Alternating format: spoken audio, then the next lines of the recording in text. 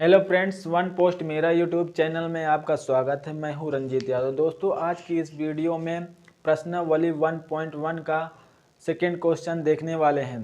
दोस्तों, इस क्वेश्चन को वही स्टूडेंट्स कर सकते हैं जिन्होंने यूक्लिड विभाजन प्रमेयिका को अच्छे से समझा होगा। यदि आपने नहीं समझा है तो वीडियो के डिस्क्रिप्शन लिंक में जो आपका यूक्लिड विभाजन प्रमेयिका का फुल डिटेल में मैंने वहां पर आपको समझा रखा है, वहां से आप देख सकते हैं। फिर इस वीडियो को यानी कि इस क्वेश्चन को आप देखेंगे यानी कि समझेंगे, पढ़ेंगे तो आपको अच्छे से समझ में आएगा। फिलहाल जिसने अगर सीख रखा है तो उसके लिए आसान है, मैं इस क्वेश्चन को करवाने जा रहा हूँ। अगर आपने नहीं देखा है, नहीं समझा है तो आप वहाँ पर जाके पहले समझ लीजिए, फिर इस क्वेश्चन को करिएगा, आपको आसानी से समझ में आएगा। देखिएगा, अब आपको ए बराबर होता है यूक्लिड विभाजन बी क्यू प्लस आर, ये होता है। तो आप इस क्वेश्चन को में ध्यान देंगे 6q+1 6q+3 6q+5 के रूप में होता है। यहाँ पर दिया हुआ, आपने क्वेश्चन शायद पढ़ा होगा, अगर नहीं पढ़ा तो मैं आपको समझाता हूँ। दर्शाइए कि कोई भी धनात्मक विषम पूर्णांक 6q+1 या 6q+3 या 6q+5 के रूप में होता है और क्यों एक पूर्णांक है। तो आपको कैसे करना है, यदि आपको बेसिक पता है तो आप यहाँ पर देखिए, सीखिए। ठीक है, यहाँ पर आपको पहला दिया है 6q+1 6q+3 6q+5। तो आप यहाँ से थोड़ा सा गेस कर पा रहे होंगे कि बी के स्थान पर आपका 6 दिया हुआ है, बी के स्थान पर आपको 6 दिया हुआ है, 6 दिया हुआ है। और आपका यूक्लिड विभाजन प्रमेय में कंडीशन कहता है 0 से छोटा या बराबर होगा, यानी कि आर छोटा होगा 0 मतलब इधर, या बराबर होगा 0 के। ठीक है, लेकिन यहाँ पर एक कंडीशन है, बी बड़ा होगा हमेशा। ठीक है, तो आपको क्या मानना है, तो इसका मतलब इन दोनों मानों से इसका मान ए का मान हमेशा बड़ा होना चाहिए। तो माना यहाँ पे लिख लेंगे आप, माना ए एक विषम पूर्णांक है, इतना आप पहले लिखेंगे। उसके बाद में आपको लिखना है, जब एक विषम पूर्णांक है अर्थात बी क्या होगा, बी बराबर 6 होगा, 6 दिया ही है। तो चूँकि आर बराबर, आप क्या क्या ले सकते हैं, अगर बी दोस्तों अगर 6 है तो आर हमेशा छोटा होगा। तो यहाँ पर अगर 6 दिया है तो यहाँ पर आर का मान यानी कि शेषफल का मान या 1 हो सकता है, या 2 हो सकता है, 3 हो सकता है, 4 हो सकता है, 5 हो सकता है, लेकिन 6 नहीं हो सकता। यहाँ 5 तक हो सकता है बस। इसका मतलब यही है, यहाँ पर रूल बता रखा है। ठीक है, तो हम 0 ले सकते हैं, 1 ले सकते हैं, 2 ले सकते हैं, 3 ले सकते हैं, 4 ले सकते हैं, 5 ले सकते हैं, यानी कि आर रिमाइंडर का मान, शेषफल का मान हम 0 1 2 3 4 5 तक ले सकते हैं। तो हम केस 1 में लिखेंगे, केस फर्स्ट में लिखेंगे क्या, ए बराबर बी क्यू प्लस आर होता है।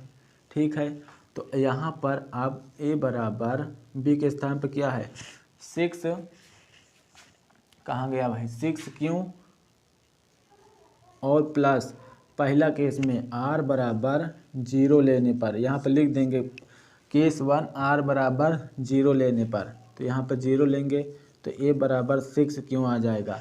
अगर हम यहाँ पर क्यू का मान कोई भी लेते हैं, 1 लें या 2 लें या 3 लें, अगर हम यहाँ पर क्यू का मान 1 लेंगे तब भी 6 आएगा, क्यू का मान 2 लेंगे तब भी यहाँ 12 आएगा, अगर 3 लेंगे तो यहाँ पर आपका 18 आएगा। यहाँ से आप क्या अनुमान लगा सकते हैं, देखिएगा 6 चौक 24 आएगा। यहाँ पर देखिए, विषम से गुणा किया फिर विषम आया, सम से गुणा किया तब विषम आया, और देखिए 5 विषम होता है, 5 छक्का 30 तब विषम आया। यानी कि इस क्यू के स्थान पर आप कोई भी संख्या रखेंगे तो आपको क्या मिलेगा, सम मिलेगा, और सम मिलेगा आपको ना। अब इसमें पहला कंडीशन क्या दिया है, 6q+1, तो आप यहाँ पर 1 रखेंगे। अगर सम में अगर विषम जोड़ते हैं, अगर मान लीजिए 2 सम है, इसमें एक विषम जोड़ देते हैं तो 3 हो गया। अगर मान लीजिए 4 है सम, इसमें आप 3 जोड़ दीजिए विषम तो 7, यानी कि सम और विषम मिला के विषम हो जाता है। तो सम और विषम आपका क्या हो जाएगा, विषम हो जाएगा। क्या हो जाएगा, ये टोटल विषम हो जाएगा। ठीक है, अब केस सेकंड में आप लिखेंगे केस सेकंड। केस सेकंड में आप r बराबर 1 लेंगे। ठीक है, 0 लिया तो आपको क्या मिला, सम मिला था। अब अगर यहाँ यहाँ पर गलती हो गई थोड़ा सा, एक केस सेकंड हो जाएगा। केस फर्स्ट में आपको दोस्तों जब r बराबर आप क्या हो रहा है भाई, r बराबर जब 0 लेंगे तो आपको 6 क्यों मिलेगा। तो यहाँ पर आपको क्यों कमान को कुछ भी रखेंगे, यहाँ पर 1 रखे, 2 रखे, 3 रखे, कुछ भी, तो आपको क्या मिलेगा, सम मिलेगा ना। लेकिन यहाँ पर धनात्मक विषम पूर्णांक पूछा है कि रूप में दर्शाना है, धनात्मक विषम पूर्णांक के रूप में, तो आपका ये सम मिला, इसकी कोई ज़रूरत नहीं है, केस फर्स्ट में है। एक केस सेकंड में देखिए आपको सम और विषम मिल गया। अब केस थर्ड में आ जाते हैं, r बराबर हम लेंगे, r बराबर कितना लेंगे, 0 लिया, 1 लिया, अब 2 लेते हैं। ठीक है, अब जब 2 लेंगे तो a बराबर 6q प्लस यहाँ पर 2 हो जाएगा, ये रिमाइंडर r होता है, तो आपका क्या हो जाएगा, ये सम आता है। अभी भाई मैंने बताया सम आता है, और सम में सम जोड़ते हैं, यानी कि 2 सम है तो आपका सम आएगा। इसका मतलब हमें इसकी भी ज़रूरत नहीं है, क्योंकि यहाँ पर धनात्मक विषम की बात किया है, विषम पूर्णांक के रूप में दर्शाना है। ठीक है, अब आ जाते हैं केस 4 में। केस 4 में आ जाते हैं। अब केस 4 में r बराबर, अब आपको 3 लिखना है। जब 3 क्या है, विषम है, सम में विषम जोड़ेंगे तो क्या आएगा, विषम आएगा। कहाँ से गड़बड़ हो रहा, विषम आएगा, यानी कि हमको इससे मतलब है, और विषम आपका कौन आया था, ये आया था, इससे मतलब है, इससे मतलब है। अब आ जाते हैं r बराबर, यहाँ पर दिख रहा है, अब आ जाते हैं r बराबर केस 5 में। केस 5 में आ जाते हैं, r बराबर यहाँ पर 3 लिया, 4 लेते हैं, 4 लेंगे, r बराबर यानी कि 4 लेंगे, तो यहाँ पर a बराबर यानी कि 6q। अब ये 6q सम आता है, आपको मैंने बताया, यहाँ पर कोई भी रखो तो सम आ रहा है, तो सम। अब यहाँ पर 4 लेंगे, सम में सम जोड़ देंगे तो क्या हो जाएगा, सम ही हो जाएगा, इससे भी हमको नहीं मतलब है। अब केस 6 में क्या है, अब इसमें r बराबर 5 लेंगे, तो यहाँ पर 6q बराबर आपका सम आता था, और सम में विषम जोड़ देंगे तो क्या हो जाएगा, विषम हो जाएगा, विषम हो जाएगा ना। इसको सही से लिखते हैं, विषम हो जाएगा, तो हमको इससे मतलब है। तो यानी कि केस दूसरा, केस चौथा, केस पांचवा से स्पष्ट है। अब यहाँ पर इसके आगे आपको लिखना है, इसके आगे इतना स्क्रीनशॉट ले लेंगे। यहाँ पर केस 1 में ये आएगा, केस 2 में ये आएगा, आपको सीरियल वाइज लिखना का, केस 3, केस 4, केस 5। ठीक है, इसको लिखने के बाद अब आपको जो विषम आया, क्योंकि विषम की बात किया है तो विषम वाला उठाना है, विषम ये है, विषम ये है, विषम ये है। तो आपको इधर दिख रहा होगा, यहाँ पे बता देता हूँ, यहाँ पे लिखना है, अतः केस कौन कौन सा, केस 2, केस और किधर गया, केस 3, केस 4, केस 4 और केस 5 से स्पष्ट होता है कि विषम पूर्णांक 6q + 1 या 6q + 3 या 6q + 5 के रूप में होता है।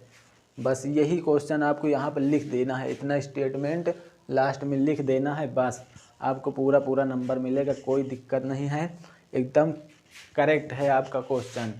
ठीक है, यहाँ तक आपको समझ में आया होगा।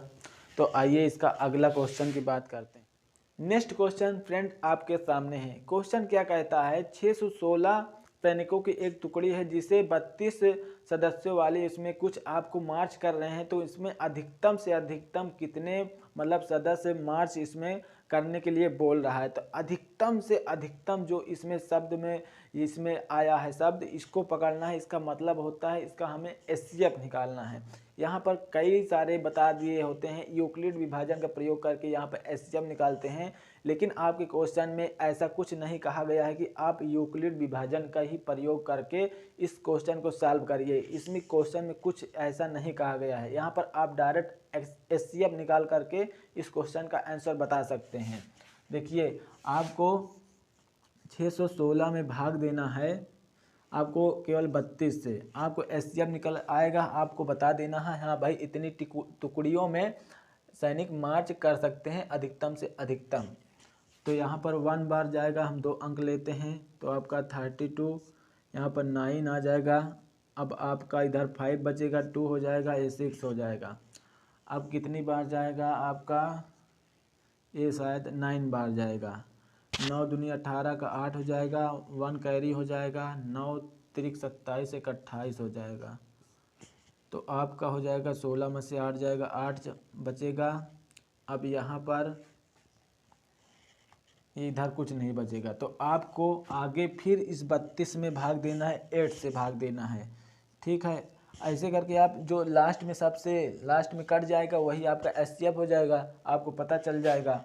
8 चौक 32, ये आपका कट गया, तो इन्हीं की कितने से कटा, 8 से कटा, तो आपका एचसीएफ जो हो जाएगा 8 हो जाएगा। तो आपने एचसीएफ निकाल लिया, तो आपको बता देना है अधिकतम से अधिकतम जो सैनिकों को टुकड़ियाँ होंगी वो 8 के ग्रुप में होंगी, 8-8 के ग्रुप में होंगी, जो पूरा मार्च 616 में कर सकते हैं। बस ऐसे करके बता देना है और कुछ नहीं है। तो वीडियो आपको कैसी लगी कमेंट करके ज़रूर बताइएगा, और चैनल पहली बार आए तो चैनल को सब्सक्राइब कर लें। इसी प्रकार के और अच्छी वीडियो मैं आपको बना के प्रोवाइड कर सकूं। आप सब्सक्राइब करते हैं एंड शेयर करते हैं, लाइक करते हैं, तो हमारा मोटिवेशन हमें मिलता है। Thank you so much video watching करने के लिए। मिलते हैं नेक्स्ट वीडियो में, तब तक के लिए जय हिंद, जय भारत।